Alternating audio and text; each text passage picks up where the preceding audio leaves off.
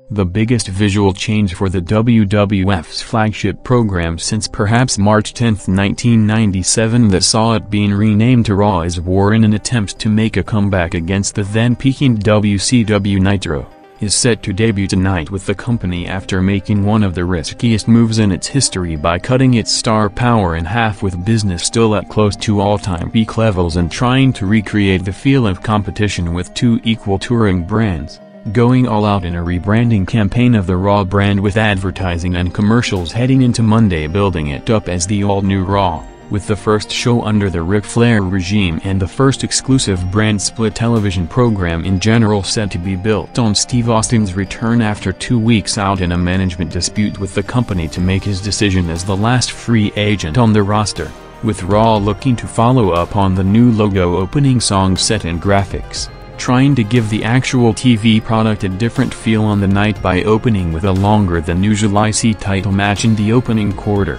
with RVD vs Booker going 7 minutes to end with Van Dam going over to retain and bring out the returning Eddie Guerrero to take him out post-match, setting up Eddie vs Van Dam in a fresh matchup with Eddie after being fired just a few months ago when getting out of rehab with a door left open by the company for a return under the right condition, being added to the Raw brand with more legit free agents in the industry now set to get more opportunities to establish themselves on WWF television with the roster split, and after giving away the title match and the element of surprise with the Eddie return, Raw's opening segment continued with the intentionally chaotic start to see Vince McMahon coming through the crowd unannounced to hype Austin's return with him attempting to take him to SmackDown, going back and forth with Flair to bring out security followed by Big Show to kick Vince out of the building, looking to establish the new era of Raw in the first segment with the unpredictable feel to the show, which included cutting Vince off mid-promo to go to a commercial break.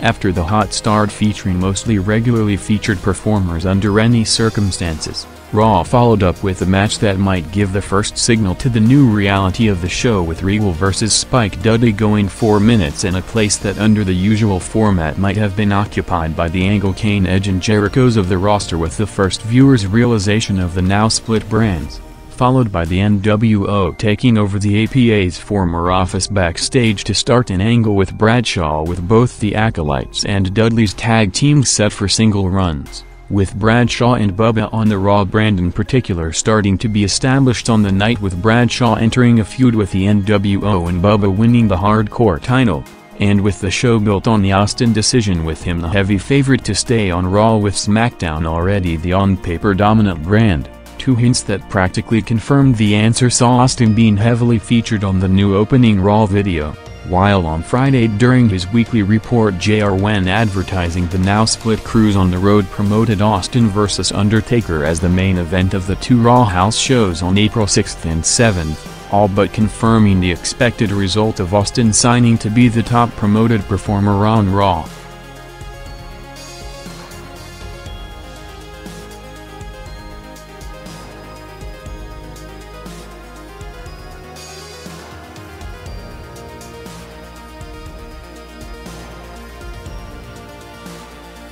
With the Austin decision segment set to close the show in the main event quarter, Raw's first top-of-the-hour segment of the brand extension saw Flair coming back out with the new WWF title belt in another major change from the company to signal on it being a new era, calling out Triple H for the new unified title presentation before being interrupted by his #1 draft pick in Taker, as Undertaker brought up the beating he gave Flair at WrestleMania 18, saying that last year he did the same to Triple H along with also beating him every time they wrestled in the past, saying that Flair is trying to disrespect him by awarding the belt to Hunter to bring him out in the final appearance of the classic WWF Attitude and WCW World title belts in another closure to the Monday Night Wars era, setting up the confrontation with Taker challenging Hunter for the title at the Backlash pay-per-view. following up on the original plans for the event before the recent changes, with the show originally rumored to feature a six-man tag of Rock, Hogan and Austin against the NWO along with Hunter vs. Taker for the title,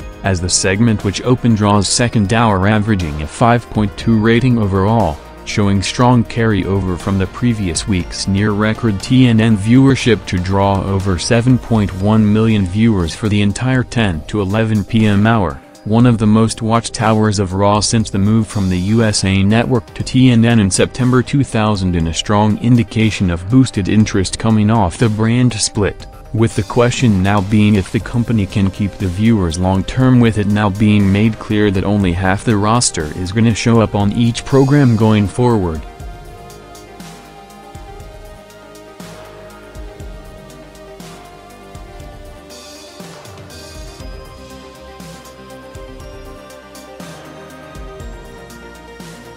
With tonight's Raw starting the first exclusive brand split week heading into Thursday, one of the most intriguing aspects of the brand extension, despite both products still being written by the same creative team, would be what shows draw the biggest audience on a weekly basis in hopes of creating extra motivation to the performers in the ring, with both shows having different advantages, including SmackDown having a wider reach on network television while Raw as being the highest profile show and being a live broadcast, with Raw's second hour continuing around the 5 rating range with a Hardys vs. Perfect and Bossman tag match set up for Brock Lesnar to take out both Hardys post-match, followed by Trish vs. Terry and Steve Austin finally showing up on WWF television in a backstage segment telling Flair to allow Vince back in the building, hyping his decision to take place in the ring with Flair and McMahon right after the next match, with Kane vs. X-Pac set for the top match of the night, with Kane after getting the spotlight teaming with Rock and Hogan last Thursday set for a major push on Raw, with Waltman coming out with the added star power of Hall and Nash at ringside for the final quarter,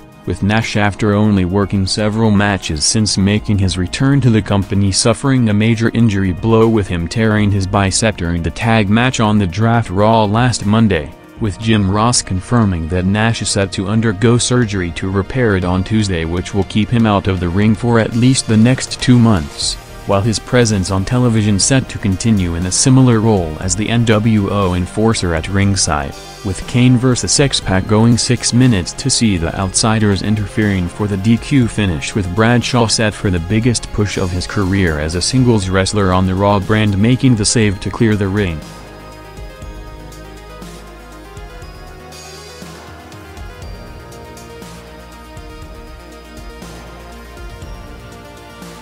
Moments after Vince McMahon was allowed back in the building, Ric Flair was already in the ring for the big segment of the night, seeing Vince taunting Flair on Austin, asking for him to be in the ring, saying that while Flair was taking backdrops every night, it was him who revolutionized professional wrestling and turned it into the worldwide modern-day sports entertainment empire it is today, while elevating the pay-per-view business and introducing the Stone Cold character after recognizing that the ringmaster was not gonna cut it, and after not being seen since WrestleMania on March 17, which included him missing 4 TV tapings and 2 advertised house show main events in the highest profile and most watched period of television of the year for the company during the past 2 weeks, Steve Austin finally showed up at 10:57 p.m. to make his return in front of the crowd for the hype decision between the Raw and SmackDown brands, listening first to McMahon's offer attempting to take him to the already loaded roster on Thursday nights,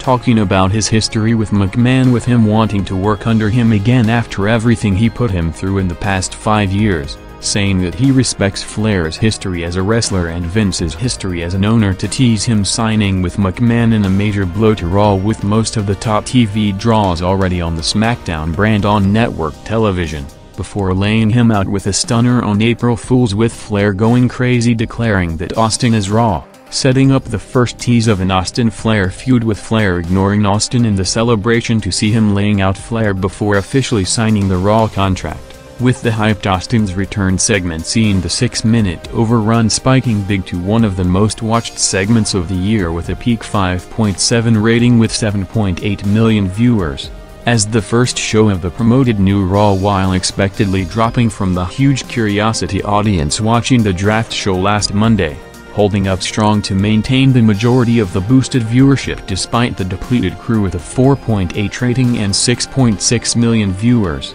making it outside of the draft episode the third most watched Raw of the year, with hopes of maintaining the strong numbers now that the new Raw brand is established in its talent roster and visual presentation.